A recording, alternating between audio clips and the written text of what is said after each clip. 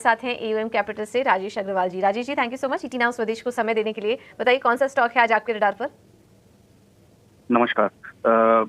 आज की अगर स्टॉक की बात की जाए तो मैं समझता हूँ बीएसई बॉम्बे स्टॉक एक्सचेंज के साथ जाना चाहूंगा। शानदार कंपनी है। फुल ईयर 24 में भी अगर देखेंगे तो बहुत शानदार नतीजे आए थे, बावजूद इसके कि कुछ रेगुलेटरी चार्जेस की वजह से नंबर्स में दबाव था, लेकिन फिर भी शानदार नतीजे थे। और पहली तिमाही जो कि नतीजे कल ही आए हैं, अगर आप देखें तो रेवेन्यू 180% के ऊपर जंप आया है, एबिटा मार्जिन 47% आया है 33 के सामने, और बॉटम लाइन तो 4 गुना हो गई है।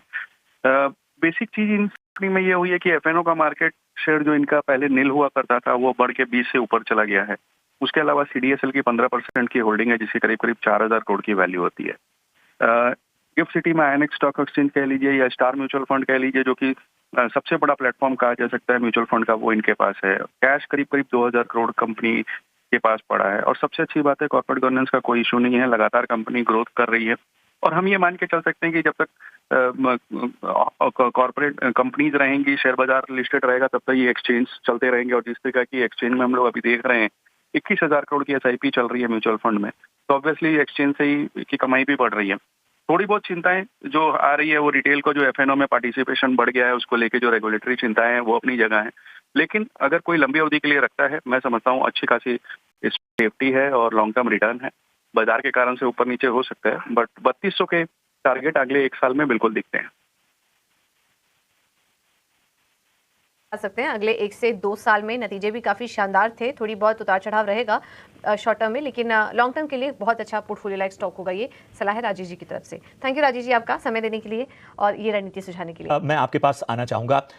वैल्यूएशन स्ट्रेच लग रहे हैं, लेकिन स्टॉक की तेजी जो है वो वाकई आकर्षित कर रही है। पिछले 3 दिनों की तेजी देख लें, आज की तेजी देख लें, 1 महीने 6 महीने के पूरे अगर रिटर्न को देखें तो एक अलग तरह की कहानी ये स्टॉक कह रहा है। अब यहां से क्या रणनीति अपनाई जानी चाहिए, क्योंकि रिकॉर्ड तेजी के बाद एक तरह की अहम रणनीति बड़ी आवश्यक हो जाती है।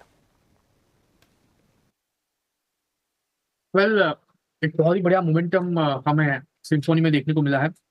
रिजल्ट के बाद बायबैक, ये दोनों खबर ने एक खासी मोमेंटम, एक अच्छा खासा एकदम यहाँ पे स्टॉक में बनाया हुआ है। आप देखो तो पिछले 1 हफ्ते में स्टॉक लास्ट वीक को जहाँ पे क्लोज हुआ था 1240, अभी स्टॉक 1700 के लेवल पे ट्रेड कर रहा है। ब्रेकआउट ऑलरेडी स्टॉक ने दे दिया है। अगर इस लेवल पे अगर स्टॉक सस्टेन होता है तो जो 2500 के बाईबैक की बात की है, जो लेवल की बात की, वो लेवल भी हमें इस स्टॉक में देखने को मिल सकता है। मोमेंटम बहुत ही बढ़िया है, लेकिन नई खरीदारी करके चलने की सलाह तो बिल्कुल नहीं रहेगी, क्योंकि रिस्क उतना फेवरेबल नहीं है। तो जिनके पास ऑलरेडी स्टॉक में पोजीशन है उनके लिए सलाह रहेगी कि होल्ड करके चलिए। एक अच्छे खासे लेवल ऊपर में हमें 2000 से 2200 तक के देखने को मिल सकते हैं।